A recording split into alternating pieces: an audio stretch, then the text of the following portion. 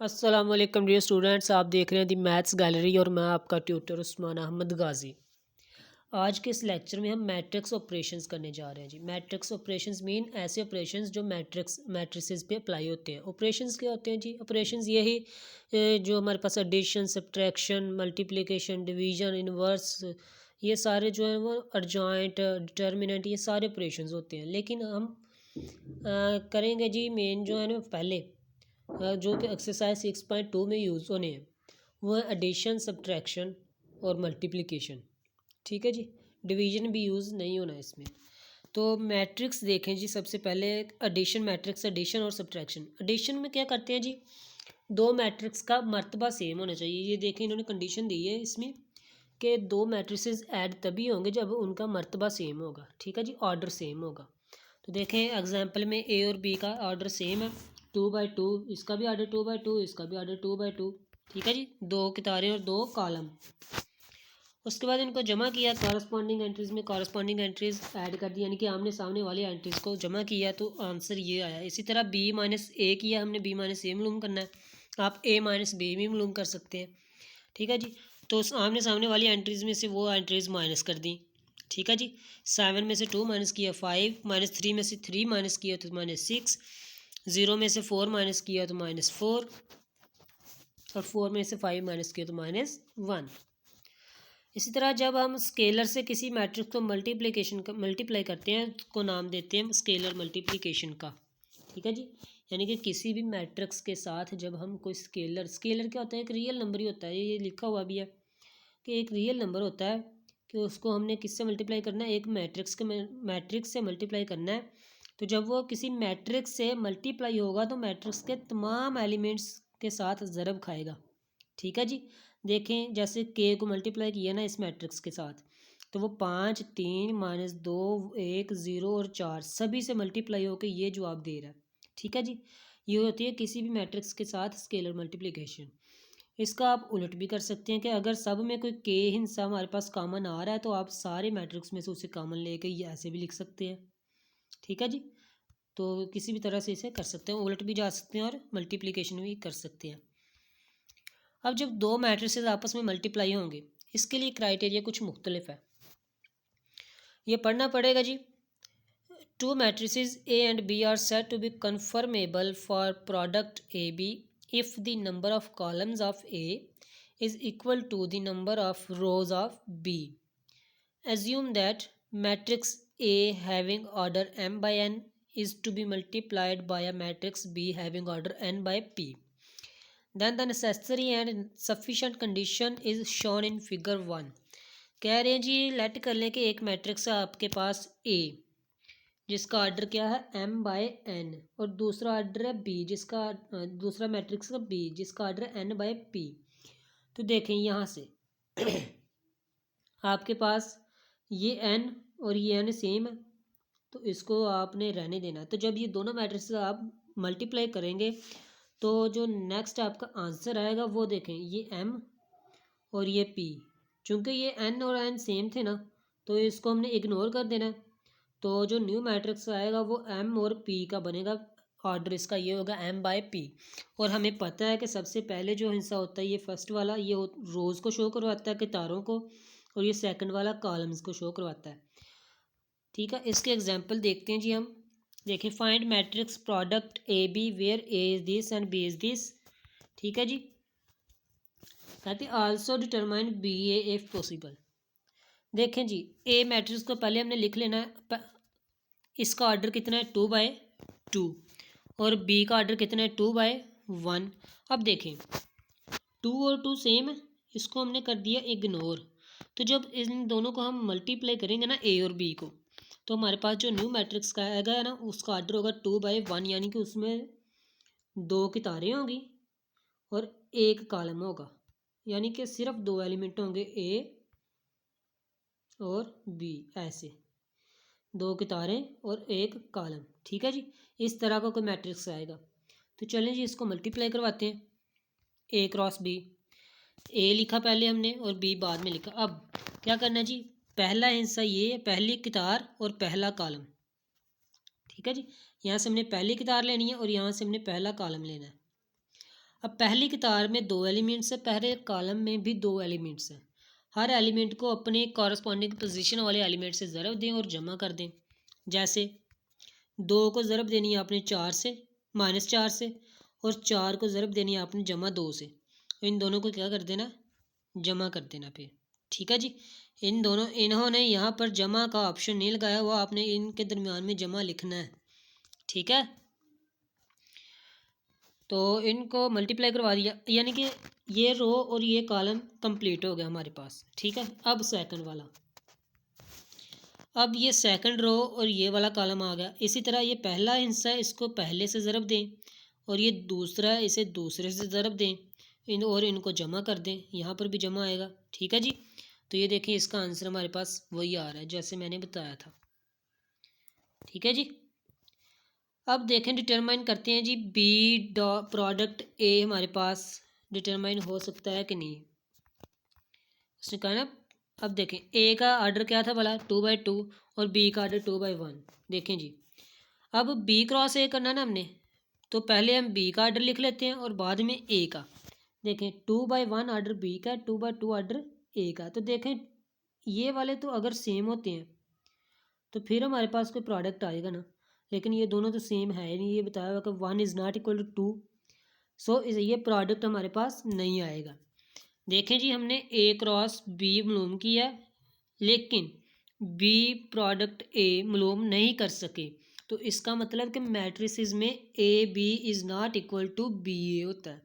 ठीक है, समझ आई, ये नोट भी लिखा हुआ है साथ में। The commutative property does not holds for matrix multiplication A B is equal to B A in general. ठीक है जी, इन जनरल कह रहा है कि आम तौर पर तो ऐसा नहीं होता, लेकिन कुछ ख़ास केसेस हो सकते हैं जिनमें ऐसा हो भी सकता है। ठीक है जी, और वो ख़ास केसेस हमारे सिलेबस में नहीं है।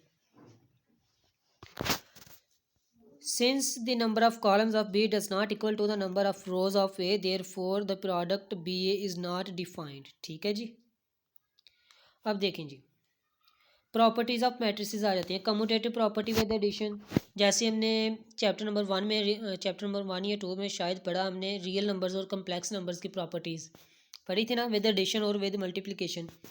तो वही प्रॉपर्टीज़ है, बस उनकी जगह वो नंबर थे, ये मैट्रिसेस हैं। Commutative property, associative property with addition, और ये विद मल्टीप्लिकेशन। ठीक है, डिस्ट्रीब्यूटिव प्रॉपर्टी। अब कम्यूटेटिव प्रॉपर्टी विद एडिशन दिया हुआ उन्होंने, सिर्फ मल्टीप्लिकेशन के हिसाब से नहीं दिया, तो मल्टीप्लिकेशन के हिसाब से उन्होंने पहले बता दिया कि वो एग्जिस्ट ही नहीं करती। ठीक है जी, तो कम्यूटेटिव प्रॉपर्टी होती है ए जमा बी बराबर बी जमा ए। एसोसिएटिव प्रॉपर्टी में 3 मैट्रिसेस चाहिए, पहले 2 को ऐड कर लें, बाद में तीसरे को ऐड करें, फिर आखिरी दोनों को ऐड कर लें, पहले वाले को बाद में ऐड करें, तो सबका जवाब क्या होगा, बराबर होगा। ठीक है, इसी तरह distributive property of multiplication over addition, इससे इसका पूरा नाम ये होता है। ठीक है जी, अब एग्जांपल नंबर 5 है, देखें हमने ट्रांसपोज पढ़ा है ना, तो इसमें ट्रांसपोज यूज़ होगा। 2 मैट्रिसेस दिए गए हैं हमें, ठीक है, और कह रहे हैं कि इनको प्रूफ करना है आप लोगों ने कि A plus B transpose is equal to A transpose plus B transpose होता है। ये प्रॉपर्टी भी आपने याद रखनी ट्रांसपोज की। ये हमने एक्सरसाइज 6.1 के शायद लास्ट क्वेश्चन में और लास्ट 2 क्वेश्चंस में भी यूज़ की है। ठीक है जी, अब सबसे पहले तो हमने ए जमा लेफ्ट हैंड साइड को सॉल्व कर लेते हैं, ए प्लस बी फाइंड कर लेते हैं। हमने एडिशन पढ़ी है, ऐड कर दिया, हमारे पास आंसर ये है। ट्रांसपोज पढ़ा, रोज़ को चेंज कर दिया कॉलम्स में, तो ये हमारे पास लेफ्ट हैंड साइड का आंसर आ गया। ठीक है जी, अब राइट हैंड साइड में पहले हमने ए का ट्रांसपोज फिर बी का ट्रांसपोज फाइंड करना और फिर दोनों को जमा कर देना। ये ए का ट्रांसपोज आ गया, ये बी का ट्रांसपोज आ गया। ट्रांसपोज क्या होता है जी, हमारे पास रोज़ को कॉलम्स में चेंज कर देना है, फिर इन दोनों को जमा कर ले, तो देखें जमा करने के बाद हमारे पास ये आंसर आता है। अब इक्वेशन नंबर 1 और इक्वेशन नंबर 2 देखें। 1 आ रहा है जी 312520, 312520। देखें 1 और 2 से हमने देखा कि A plus B whole transpose is equal to A transpose plus B transpose, ठीक आंसर आ रहा है। ठीक है जी, हमारे यानी कि ये जो आइडेंटिटी है हमारे पास ये ट्रू है, हम ये इसको इस्तेमाल कर सकते हैं अपने क्वेश्चंस में। अब उसने फिर से एग्जांपल नंबर 6 में हमें 2 मैट्रिसेस दिए हैं ए और बी, और कह रहा है कि ये चीज़ें मालूम करें, ए स्क्वायर ए बी स्क्वायर और ए इंटू ए ट्रांसपोज। ठीक है जी।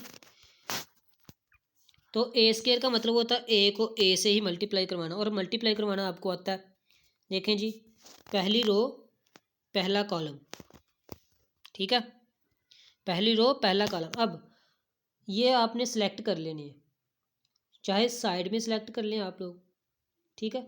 सेलेक्ट करने के बाद आपने क्या करना है, इसका पहला एलिमेंट, इसका पहला एलिमेंट ज़रब दे दी, 3 3 ज़ा 9, फिर इसका दूसरा एलिमेंट और इसका दूसरा एलिमेंट मल्टीप्लाई करवा दिया -24। तो इन दोनों को क्या कर देना, फिर जमा कर देना, ठीक है। इसका काम तो हो गया तमाम।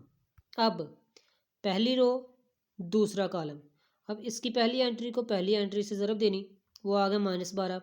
दूसरी एंट्री को दूसरी एंट्री से ज़रब देनी, वो भी -12, और दोनों को क्या कर देना, जमा कर देना है, ठीक है जी। इसी तरह यही प्रोसेस आप लोगों ने इस वाली लाइन से भी करना है कि दूसरी रो पहला कॉलम, यही करने के बाद आपने फिर क्या करना है, दूसरी रो दूसरा कॉलम, ठीक है जी। तो जब आप ऐसे प्रोसेस करेंगे सारा, तो आपके पास ये मैट्रिक्स आंसर आ जाएगा जी ए बी का। इसी तरह ए स्क्वायर का आंसर आएगा जी ये। इसी तरह आपने ए बी को मल्टीप्लाई करवाना है, ठीक है जी। ए बी का आर्डर देखें, इसके कॉलम की तादाद कितनी है, 2, और इसकी रोज़ की तादाद कितनी है, 2, यानी कि ये मल्टीप्लाई हो सकते हैं, ठीक है जी। इसकी पहली रो पहला कॉलम, फिर पहली रो दूसरा कॉलम, फिर दूसरी रो पहला कॉलम, फिर दूसरी रो दूसरा कॉलम, ठीक है जी। ये मल्टीप्लाई करवाया और जमा कर दिए इनको आपस में, तो ए बी का आंसर आ रहा है ये। और देखें यहाँ पर बी ए का आंसर क्या आ रहा है, ये वाला आ रहा है। तो देखें A B is not equal to B A, ये एग्जाम्पल से भी प्रूफ हो गया, ठीक है जी। बी स्क्वायर का मीन बी को बी से मल्टीप्लाई करवाएं तो उसका आंसर आ रहा है 9 24 और 9, ठीक है जी। ये आंसर आ रहा है बी स्क्वायर का। इसके बाद पांचवा जी ए इंटू ए ट्रांसपोज। सबसे पहले तो ए का हमने ट्रांसपोज लिया तो वो आ गया जी 3 6 -4 और 3। अब ए चूँकि पहले है इस साइड पे लेफ़्ट साइड पे, तो हमने ए को पहले रखा, ए ट्रांसपोज बाद में तो उसको बाद में रखा। ये हमने मैट्रिसेस में ये पोजीशंस को चेंज नहीं करना। अगर कोई मैट्रिक्स लेफ़्ट साइड से मल्टीप्लाई हो रहा है तो उसे लेफ़्ट साइड से ही मल्टीप्लाई करवाना है। अगर कोई मैट्रिक्स राइट साइड से मल्टीप्लाई हो रहा है तो उसे राइट साइड पे ही मल्टीप्लाई करवाना है। अगर आपने इक्वल के दूसरी साइड पे भी लेके जाना है तो जैसे वो इक्वल के इस साइड पे था वैसे उस साइड पे जाएगा। फॉर एग्जांपल अगर हमारे पास A B is equal to C D, ये 4 मैट्रिसेस हैं, हमने ए को दूसरी साइड पे ए इनवर्स से मल्टीप्लाई करवाना है, लेफ्ट साइड से करवाना, तो इधर भी हमने इधर लेफ्ट साइड से ही करवाना है, इधर नहीं करवाना, इस साइड पे नहीं करवाना, ठीक है जी। ये चीज़ें हम आगे भी जाकर हमारे पास ना इस्तेमाल होंगी। अब इसको क्यों करवाना जी ऐसे मल्टीप्लाई, कि हमने देखा कि अगर ए ट्रांसपोज इस साइड पे जाएगा तो ए ट्रांसपोज का जो जवाब आता है वो ए ट्रांसपोज ए के जवाब के बराबर नहीं आएगा। क्यों? क्योंकि ए बी बराबर नहीं होता बी ए के मैट्रिसेस में, ठीक है जी। तो ये देखें, इनको मल्टीप्लाई करवाया तो पहली रो पहला कॉलम 3 × 3 9, -4 × -4 16, तो इन दोनों को क्या कर दिया, जमा कर दिया। अब पहली रो दूसरा कॉलम, ठीक है जी, तो 3 × 6 18, -4 × 3 -12, तो इनको क्या कर दिया, जमा कर दिया। अब दूसरी रो पहला कॉलम 6 × 3 18 और 3 × -4 -12, इनको भी जमा कर दिया। अब हमारे पास दूसरी रो और दूसरा कॉलम 6 × 6 36 आ गया और 3 × 3 9 आ गया, इनको फिर जमा कर दिया। तो ये सारा अरिथमेटिक प्रोसेस जो होता है इसको हमने करने के बाद हमारे पास ये मैट्रिक्स आ रहा है, ठीक है जी। इसी तरह के एग्जांपल नंबर 7 है जी, उसमें हमें ए और बी मैट्रिक्स दिए हैं और कह रहा है कि एक्स की वैल्यू मालूम करो। एक्स भी कोई मैट्रिक्स है, ठीक है। इधर देखें ए एक्स के इस साइड से जमा हो रहा है, तो जमा उधर जाके क्या होगा, माइनस हो जाएगा। ये देखें, ये पूरा का पूरा मैट्रिक्स उधर जाकर माइनस हुआ, तो 6 में से 2 माइनस करेंगे, 1 में से 4, तो ये आ जाएगा। दूसरे में से देखें, एक्स के साथ कोई स्केलर मल्टीप्लाई हो रहा है, इसी तरह ए के साथ भी कोई स्केलर मल्टीप्लाई हो रहा है, तो जो स्केलर मल्टीप्लाई होता है वो ए के तमाम एलिमेंट से बारी बारी ज़रब खाएगा, ठीक है जी। जब बारी बारी ज़रब खाएगा तो उसका जवाब हमारे पास ये आ गया। अब चूंकि ये इधर माइनस हो रहा है तो उधर जाके क्या हो जाएगा, प्लस हो जाएगा दूसरी साइड पे जाके, ठीक है। एडिशन सब्ट्रैक्शन में, एडिशन में आप कहीं पे भी प्लस माइनस कर सकते हैं, लेकिन जब माइनस इस साइड पे प्लस है, दूसरी साइड पे माइनस है, तो दूसरी साइड पे इस साइड पे जाके ही माइनस होगा। ठीक है जी, जो पहले पड़ा होगा इस साइड पे मैट्रिक्स, वो इधर पहले ही पड़ा रहने दें। ये कवानीन है थोड़े से कि अगर हमारे पास x प्लस ए बराबर बी है ना, तो ए को उधर हमने माइनस करना, तो हम ए बी माइनस ए लिखेंगे, ए माइनस बी नहीं लिखेंगे, क्योंकि माइनस तो ए नहीं होना उधर जाके। ठीक है जी, तो ऐसे आप लिख सकते हैं माइनस ए प्लस बी या बी माइनस ए। ठीक है जी, ए माइनस बी नहीं लिखेंगे। ओके, क्योंकि बी के साथ तो ऑब्वियसली पहले से प्लस पड़ा हुआ है, तो माइनस कहाँ से आ गया। अब 2 को मल्टीप्लाई करवा दिया और ये उधर जाके क्या हो गया, प्लस हो गया। प्लस हुआ तो हमारे पास ये आंसर आ गया। अब 3 इधर एक्स के साथ जमा मल्टीप्लाई हो रहा है, तो इधर आके डिवाइड हो जाएगा। अब ये 3 चूँकि कोई सा भी रियल नंबर है, स्केलर है, तो ये 6 से भी डिवाइड होगा, 3 से भी, -3, 3, 6, 9 सबसे डिवाइड होकर ये आंसर देगा जी। ठीक है जी, एग्जाम्पल नंबर 8 है जी। उसने हमें 2 मैट्रिसेस दिए हैं कि if A is equal to this and A square is equal to this, find the value of A B. देखें जी, हमें उसने ए गिवन दिया हुआ है और ए स्केयर ये दिया है। कह रहा है कि ए और बी की वैल्यूज़ मालूम करें। हम क्या करेंगे जी, पहले ए स्केयर, इसको ए स्केयर मालूम कर लेंगे, फिर ये वाला ए स्केयर और वो वाला ए स्केयर हमारे पास दोनों बराबर हो जाएंगे। हम वहाँ से कंपेयर करके इनकी वैल्यूज़ निकाल लेंगे। हमने ए स्केयर ये किया, मल्टीप्लाई किया, पहली रो पहला कॉलम, पहली रो दूसरा कॉलम, फिर पहली रो दूसरी रो पहला कॉलम, फिर दूसरी रो दूसरा कॉलम। ठीक है जी, मल्टीप्लाई किया तो इसका आंसर हमारे पास ये आ रहा है। अब इसको कंपेयर कर लेते हैं हम इससे। 1 + 2 इज इक्वल टू 0 आ जाएगा। देखें, ये कंपेयर किया, ये भी ए स्केयर है और ये भी हमने ए स्केयर ही फाइंड किया। तो चूंकि A square is equal to A square होता है, तो एक ए स्केयर की वैल्यू ये है और एक ए स्केयर की वैल्यू ये है, तो दोनों को हमने इक्वल रख दिया। अब यहाँ से हमने वैल्यूज़ कंपेयर करनी है। तो 1 + 2 is equal to 0, 2 + 2 b is equal to 0, 2a is equal to -1 और 2b इज इक्वल टू -2। यहाँ से कंपेयर करेंगे तो ए की वैल्यू आ रही है जी -1/2 और बी की वैल्यू -1। ठीक है जी, एग्जाम्पल नंबर 9 है जी। हमारे पास कह रहे हैं कि ए मैट्रिक्स आपको 3/3 दिया हुआ है, जिसका ऑर्डर 3/3 है, और आपने ए क्यूब फाइंड करना है। ए क्यूब क्या होता है, ए मल्टीप्लाई ए, यानी कि ए को 3 मरतबा मल्टीप्लाई करना है। तो पहले आप क्या करेंगे कि एक को 2 मरतबा मल्टीप्लाई कर लेंगे, आपके पास एक जवाब आएगा, कोई भी नया मैट्रिक्स आ जाएगा, उसको नाम दे दें बी का। फिर वो जो जवाब आएगा उसको फिर से आपने ए के साथ मल्टीप्लाई करवा देना, तो आपके पास ए क्यूब आ जाएगा। ठीक है जी, मल्टीप्लिकेशन आपको आती है 2/2 मैट्रिसेस की, और ये हमारे पास अब 3/3 है। तो पहली रो पहला कॉलम, 1 को 1 से मल्टीप्लाई, 1 को 5 से, 3 को -2 से, इन सब को जमा कर देना, इसी तरह जैसे आपने 2/2 का किया। फिर पहली रो दूसरा कॉलम, फिर पहली रो तीसरा कॉलम। ठीक है जी, ये तरतीब में लिख दी है, पहली रो ख़त्म हो गई। अब दूसरी रो की बारी आ गई। दूसरी रो पहला कॉलम, दूसरी रो दूसरा कॉलम, दूसरी रो तीसरा कॉलम, ये दूसरी रो भी ख़त्म हो गई। इसी तरह आपने तीसरी रो भी करनी। ठीक है जी, इनको फिर आपने सॉल्व करना है।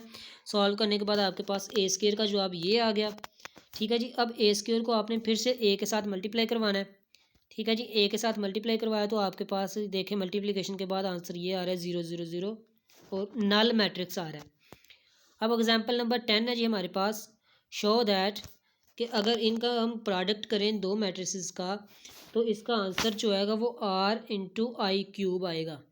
r कोई सा भी हमारे पास स्केलर है और i³ का हमारे पास 3/3 का एक आइडेंटिटी मैट्रिक्स है, जिसके एलिमेंट्स होते हैं ये हमारे पास 1 0 0 0 1 0 और 0 0 1, ये वाले एलिमेंट्स होते हैं इसके। ठीक है जी, तो ये इसके साथ कह रहा है कि r मल्टीप्लाई हो रहा है, तो देखें इनको मल्टीप्लाई करवा दें।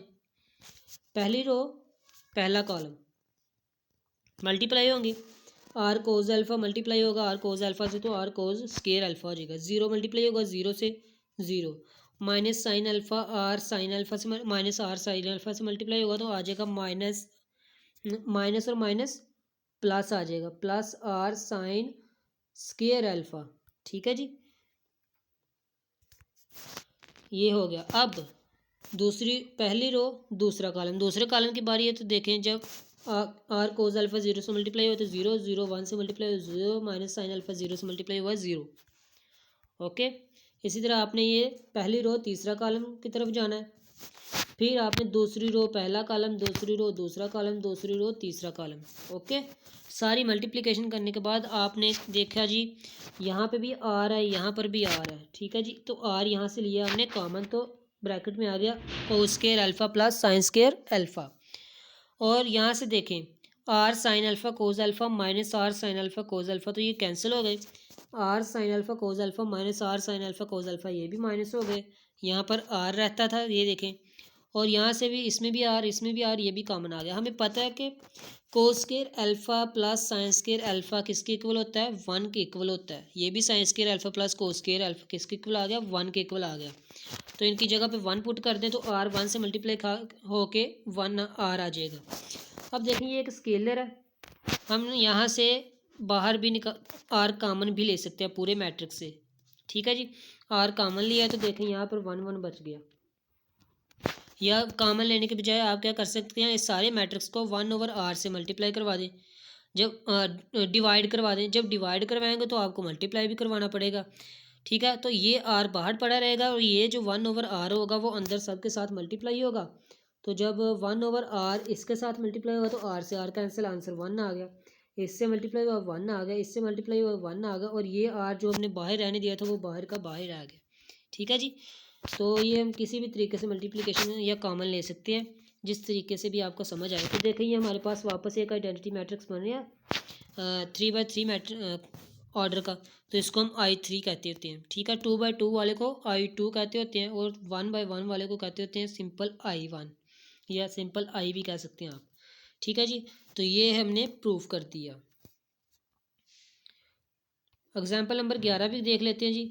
ये आप लोगों ने खुद ट्राई करनी है जी। उसने हमें 2 मैट्रिक्स दिए होंगे, ए और बी मैट्रिक्स दिए हुए हैं। कह रहा है कि ए ट्रांसपोज लें, फिर उसका ट्रांसपोज लें और शो करें कि ए के बराबर आता है, और बी का ट्रांसपोज लें, उसका फिर से ट्रांसपोज लें तो वो भी शो करें कि बी के इक्वल आता है। तो ये हमने प्रॉपर्टीज़ एक्सरसाइज 6.1 में भी की हुई हैं, और इनका अब हमने ये प्रूफ करना है एज अ क्वेश्चन। तो देखें ये सोल्यूशन आपके सामने एग्जाम्पल में पड़ा हुआ है। ट्रांसपोज आपको पता कैसे लेते हैं, तो ये सिंपल आप लोगों ने शो करवाना है। चूँकि लेक्चर काफ़ी लेंथी हो चुका तो एक्सरसाइज में इंशाल्लाह नेक्स्ट लेक्चर में करेंगे। तब तक के लिए इजाज़त दीजिए, अल्लाह हाफिज़।